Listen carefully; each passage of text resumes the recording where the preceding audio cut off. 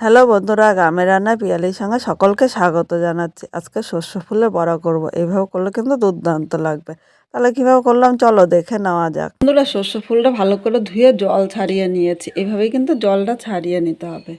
এবার বলছি তোমাদের, অনেকে সর্ষে ফুল কিন্তু তেঁতোর ভয়ে খেতে চায় না, কিন্তু এইভাবে করবেন, দেখবেন একটুও তেঁতো লাগবে না। আমি 1 চামচ ধনে পাতা নিলাম, 3টে কাঁচা লঙ্কা কুচি। তোমরা ঝাল যেরকম খাবে সেই হিসাবে নেবে। আজকে আমি নিরামিষ করব। আর যারা পেঁয়াজ রসুন পছন্দ করে অল্প অল্প কুচি করে পেঁয়াজ রসুন দেবেন, তাও কিন্তু ভালো লাগবে।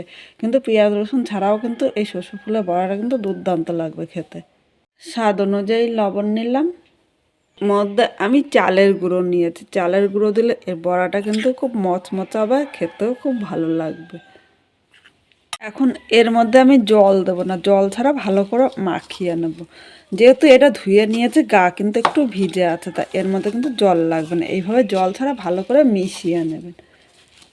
আর মাখার পরেও যদি মনে হয় সামান্য একটু জল লাগবে, তাহলে খুব সামান্য দেবেন, খুব বেশি পরিমাণে কিন্তু জলটা দেওয়া যাবে না। এইভাবে দেখো, আমি জল ছাড়া ভালো করে চালের গুঁড়োটা মেখে নেবো এর সাথে। বন্ধুরা, জল ছাড়া এভাবে মেখে নিয়েছে। এর থেকে জল দিলে কিন্তু একটু নরম হয়ে যেত, নরম হয়ে গেলে ততটা ভালো লাগবে না। মুট মুট করে এইভাবে নিয়ে নিলে কিন্তু হয়ে যাবে। এই দেখো, তোমরা যেরকম ইচ্ছে সেরকমই কিন্তু করে নিতে পারো, কিন্তু খুব যদি মনে হয় খুব সামান্য একটু জল দেবে, এইভাবে শক্ত শক্ত করে মেখে নেবে। এদিকে কড়াইটা বসিয়ে দিয়েছি। এবার এর মধ্যে আমি সাদা তেল নিয়ে নিলাম। আমি সাদা তেল দিয়ে করবো, আর তোমরা ইচ্ছা করলে কিন্তু সর্ষের তেল দিয়েও ভেজে নিতে পারো, সেটা তোমাদের ইচ্ছে অনুযায়ী। এবার তেলটা একটু গরম করে নিতে হবে, কারণ বড়াটা ভাজার আগে তেলটা ভালো করে গরম করে নেব। তেলটা ভালো করে গরম করে নিয়েছি। আর এদিকে দেখো, বড়াটা করার আগে এইভাবে আগে থেকে আমি গোল গোল করে রেখেছিলাম। আর এইভাবে গোল গোল করে রাখলে কিন্তু আমার খুব সুবিধা হবে। তোমরা আগে থেকে করে নিতে পারো, বা করার সময় একবার করেও দিতে পারো। এবার একটা একটা করে এখানে আমি বড়াগুলো নিয়ে নিলাম। সব বড়া কিন্তু একসাথে ভাজা যাবে না, তাই এই জায়গায় আগে কিছু বড়াগুলো নিয়ে নিলাম, আর বাকি বড়াগুলো আমি পরে ভাজবো। এবার বড়াগুলো কিন্তু মিডিয়াম টু লো আগুনে ভাজতে হবে। আমরা সবাই জানি খুব জোরে আগুন দিলে কিন্তু বড়াটা উপর দিয়ে লাল হয়ে যাবে, আর ভেতর দিয়ে কাঁচা থাকবে, তখন কিন্তু খেতে ভালো লাগবে না। এইভাবে নেড়ে নেড়ে আমি বড়াগুলো হালকা লাল করে ভেজে নেব। আর মিডিয়াম আগুন একটু সময় ধরে বড়াটা ভাজলে কিন্তু বড়াটা দারুণ লাগবে। অনেক সময় আমরা দুপুরবেলা কী খাবো, তাই খেতে ইচ্ছা করে না, শুধু ডাল ভাত রয়েছে। শুধু ডাল ভাত থাকলে এইভাবে একটু সর্ষে ফুল এনে সর্ষে ফুলের এই বড়াটা দিয়ে গরম ভাতে কিন্তু দুর্দান্ত লাগবে। অবশ্য তোমরা বাড়িতে একবার ট্রাই করো।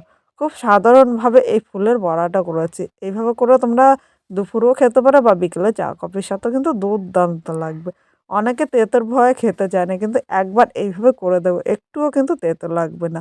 এখানে বড়াগুলোই দেখো হালকা লাল করে ভেজে নিয়েছি। এখন আমি বড়াগুলো তুলে নিলাম। একইভাবে এই বাকি বড়াগুলোও ভেজে নেব। বন্ধুরা, বড়াগুলো ভাজা হয়ে গিয়েছে, আর ভাজতে ভাজতে কিন্তু আমার 4-5টা বড়া খেয়ে নিয়েছে। আর গরম গরম বড়াগুলো এতটাই টেস্টি। এইভাবে করে তোমরা সন্ধ্যার সময় চা কফির সাথে বা দুপুরে ডাল ভাতের সাথে কিন্তু দারুণ লাগবে। আর বড়াটা দেখো খুব মচমচে হয়েছে, শব্দটা শুনে তোমরা বুঝতে পারছো। তাহলে আজকে আমার এই সর্ষে ফুলের বড়াটা কীরকম লাগলো অবশ্যই কমেন্ট করে জানাতে কিন্তু ভুলো না। নতুন কোনো বন্ধু এই ভিডিওটি দেখতে আসলে ভালো লাগলে একটা লাইক শেয়ার কমেন্ট করে সাবস্ক্রাইব করে পাশে থেকো, যাতে নতুন নতুন ভিডিও আপলোড করলে সবার আগে নোটিফিকেশান আপনার কাছে পৌঁছিয়ে যায়। পুরো ভিডিওটা দেখার জন্য তোমাদের অসংখ্য ধন্যবাদ।